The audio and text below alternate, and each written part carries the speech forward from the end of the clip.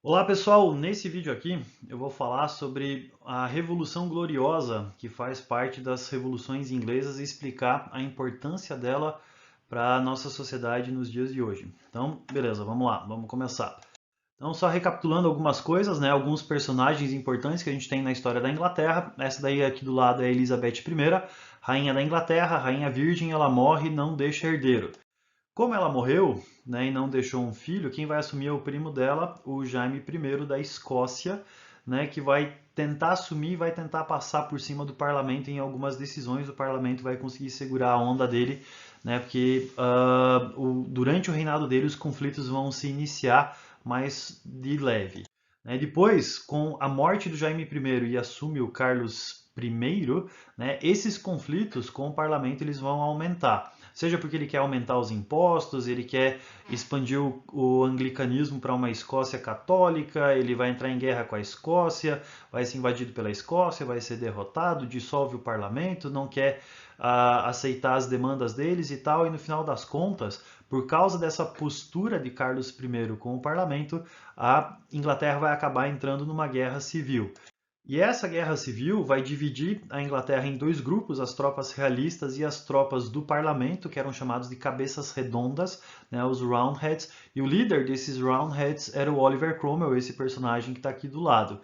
E esse exército revolucionário é um exército conhecido como exército do novo tipo, porque ele é um exército que é baseado pelo mérito, pela sua capacidade individual e não pelo seu sangue, não pela sua nobreza.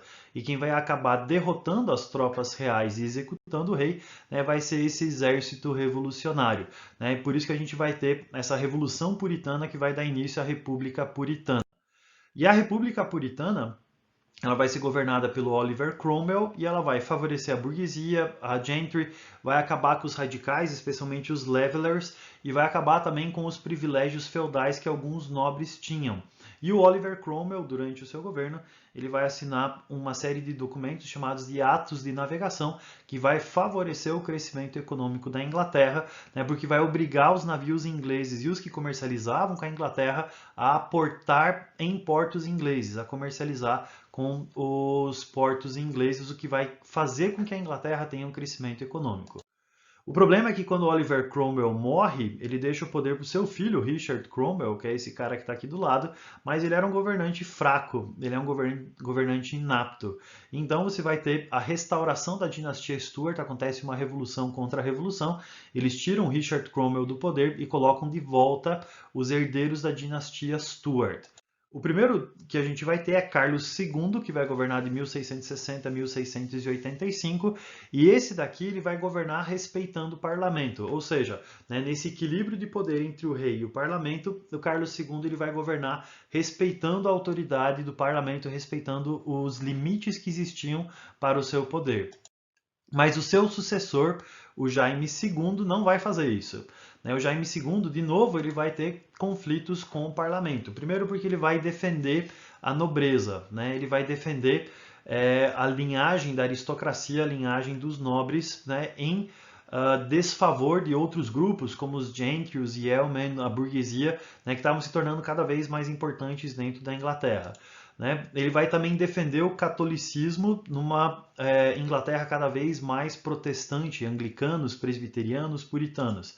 E ele vai entrar numa série de conflitos com o parlamento, não aceitando a limitação do seu poder, não aceitando que o poder dele fosse limitado pelo parlamento.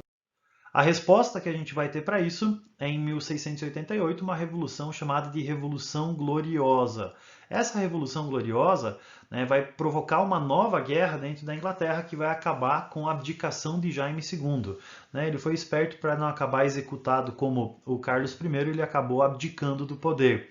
E o parlamento, então, escolhe para ser rei da Inglaterra um cara chamado Guilherme de Orange. Né? Ele, na verdade, ele era um rei laranja, porque ele estava no poder, mas ele sabia que ele não iria governar, porque ele era o chefe de Estado, ele não era o chefe de governo.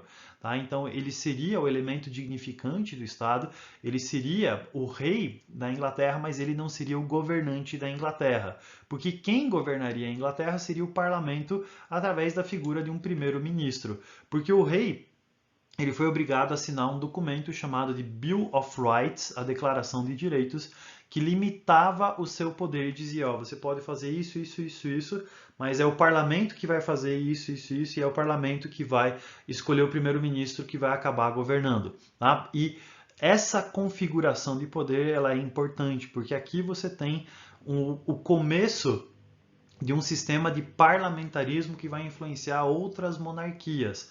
Então você tem a figura do rei, que é chefe de Estado, mas não é o chefe de governo, e você tem essa figura na Inglaterra até os dias de hoje, você tem a figura do parlamento que de fato exerce o poder, né, que de fato exerce o governo.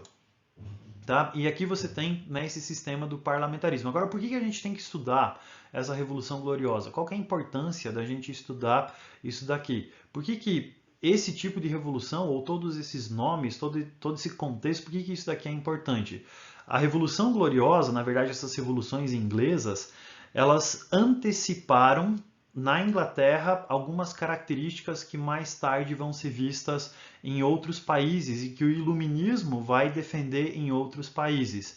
Então, uma das características que a Revolução Gloriosa vai defender, né, é que existe uma limitação para o poder do rei, que o rei não pode ter poderes absolutos. Então, o primeiro país que vai ter uma configuração de poder, onde é que você vai limitar o poder do rei, vai ser na Inglaterra, por causa dessa Revolução Gloriosa. Outra coisa que você tem, essas revoluções inglesas, elas vão privilegiar classes sociais que não são a nobreza, né? Porque a nobreza era a classe social privilegiada em praticamente todos os países da Europa, mas as revoluções, como a puritana, a Revolução Gloriosa, elas vão acabar com alguns dos privilégios dos nobres e vão favorecer outras classes sociais, como a burguesia. E dentro dessas reformas que vão acontecer por causa de revoluções, né, como a Revolução Puritana, você vai ter um sistema que vai privilegiar o mérito, o individualismo, a capacidade individual, né, e não a nobreza, não a linhagem de sangue.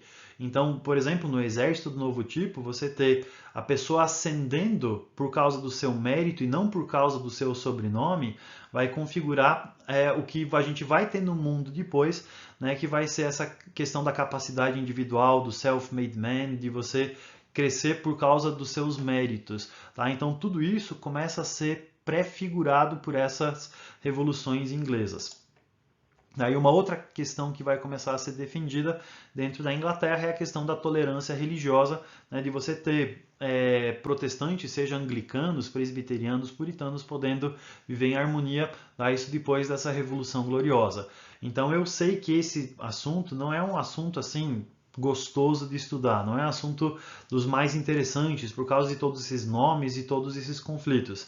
Mas esse assunto ele se torna importante você saber por causa desse pioneirismo que existe nas revoluções inglesas. As revoluções inglesas elas abriram a porta para uma série de revoluções que vão acontecer em outros países mais tarde, influenciados pelo iluminismo.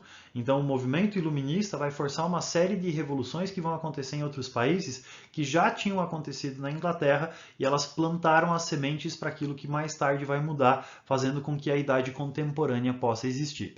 Beleza, pessoal? Era isso que se precisava saber sobre essas revoluções. Abraço!